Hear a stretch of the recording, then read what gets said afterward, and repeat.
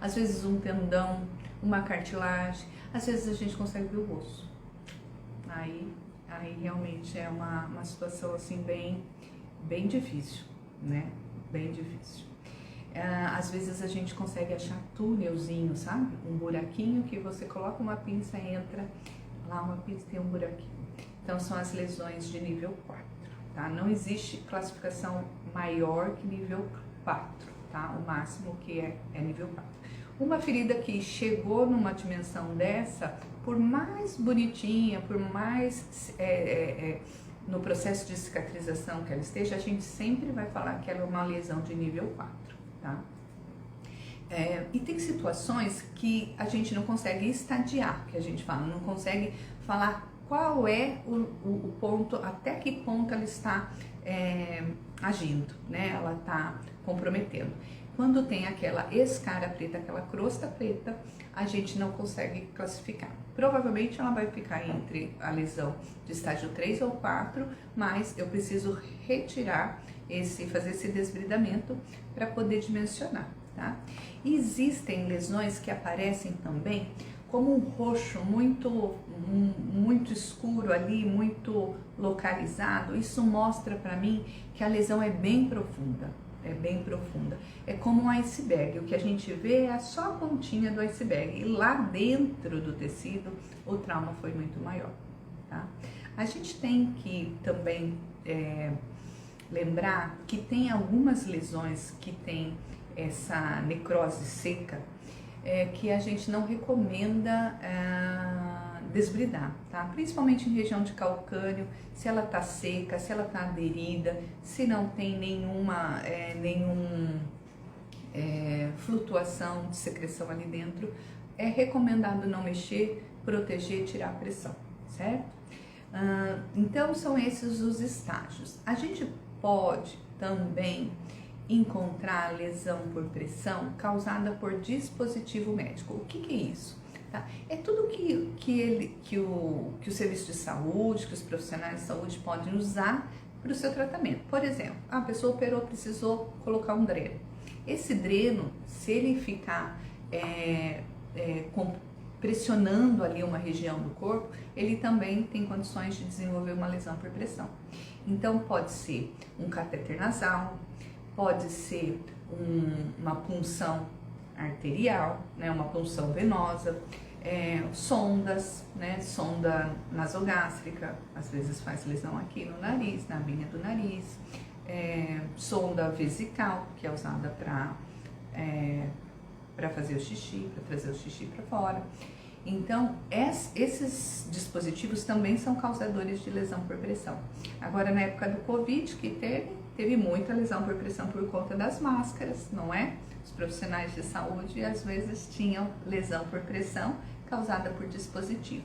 A gente classifica exatamente da mesma maneira, tá? Só as lesões que acontecem nas mucosas, né? A gente não faz a classificação dos estágios, tá?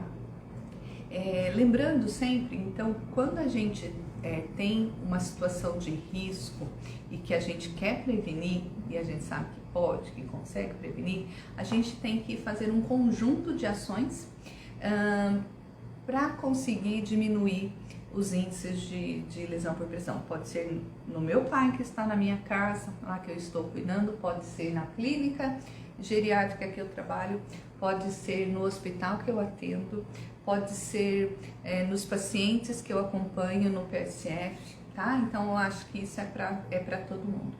Pensar sempre que a gente tem que avaliar essa pele, tá? Avaliar o risco que essa pessoa tem de desenvolver a lesão. A gente tem as escalas que são muito úteis para isso, escala de Braden, escala de Elp, tem várias escalas aí, mas esse corpo precisa ser inspecionado. Percebeu esse vermelhidão que não some? Poxa, levantou o alerta. Tem que fazer as medidas de prevenção já. Observar a superfície de apoio. É um paciente que está acamado, vai ficar acamado por um bom tempo, um grande tempo, ou o tempo que ele tem de vida, vale a pena investir em colchões pneumáticos. Esse colchão casca de ovo não funciona, tá? Não serve de nada.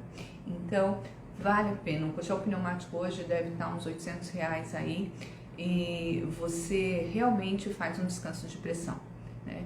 Utilizar reposicionador, travesseirinhos, coxins que a gente fala para ir mudando essa pessoa de posição, tá? Isso é super importante. Tá sempre atento a mudar mesmo. Ah, Liliane, mas se eu coloquei o colchão pneumático, eu não preciso mudar. Precisa sim. Uma coisa não deixa de anular a outra, tá? Então eu preciso reposicionar esse paciente de maneira correta, sem puxar, né? Sem puxar, mas colocar esse paciente, tá? Eu preciso ter superfícies de apoio adequadas, tá? Luvinha com água não funciona, gente, não funciona, tá? Então esquece isso. Massagear a proeminência óssea não funciona. Se tá vermelho, tá o eritema ali, não massageia, que a gente vai piorar a lesão. Então só tira a pressão, certo? Observar essa nutrição desse paciente. Se é um paciente que está anêmico, que está desnutrido, ele não vai ter o colchãozinho de gordura que a gente tem, né? Alguma coisa tem que dar de bom nessa gordura, né? Para fazer essa absorção mesmo do impacto da extremidade óssea, né? Então, esse paciente precisa estar se alimentando bem. Ah, ele se alimenta por sonda. Poxa, vamos pensar então, conversar com o médico, com a equipe ali que está assistindo esse paciente, para fazer uma suplementação. Isso é fundamental, tá? Fazer os cuidados com a pele, os cuidados de higiene, um sabonete adequado. A gente sempre recomenda sabonetes líquidos, tá? Que eles são menos agressivos à pele, sabonetes glicerinados, que são mais gentis para a pele do recém-nascido, da criança novinha ou do idoso, né? Para as peles sensíveis, para as peles delicadas. Então, secar não é esfregar, não, é secar com carinho, sem fazer. Ou é um movimento unidirecional, ou é assim. Pegar o paciente, sempre pegar com a mão espalmada, nunca assim. Assim a gente vai fazer lesão.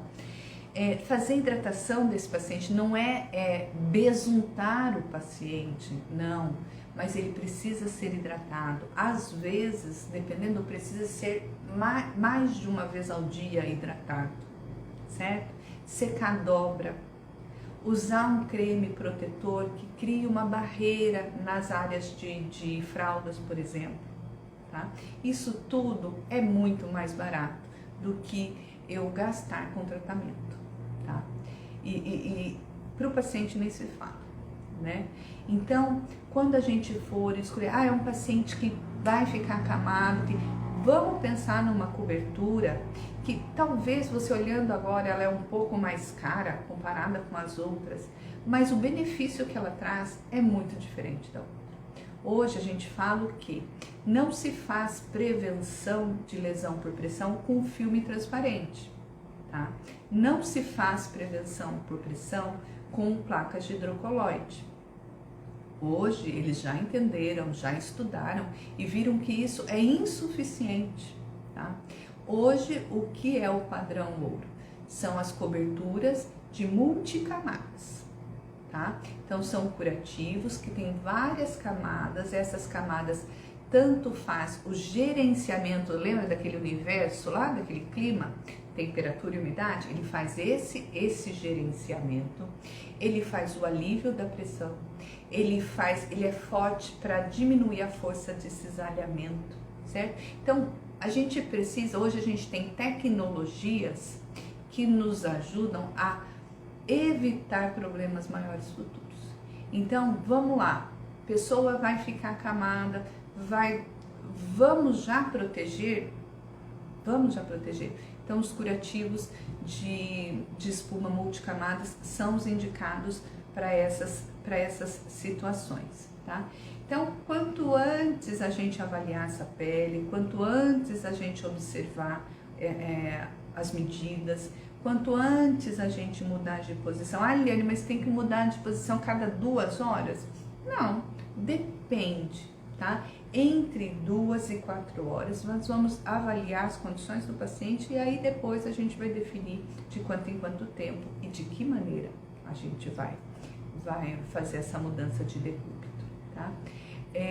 Acho que era isso que eu queria passar hoje para vocês. Se vocês quiserem saber mais sobre lesão por pressão, tirar alguma dúvida, compartilhar algum caso que vocês têm em casa de um familiar ou de algum paciente que vocês estão atendendo, fiquem à vontade. Um grande abraço, um grande beijo para todos vocês e logo mais eu apareço aqui, sempre de surpresa, tá bom? Para fazer uma live ou outra. Um abraço. Fique com Deus. Até mais.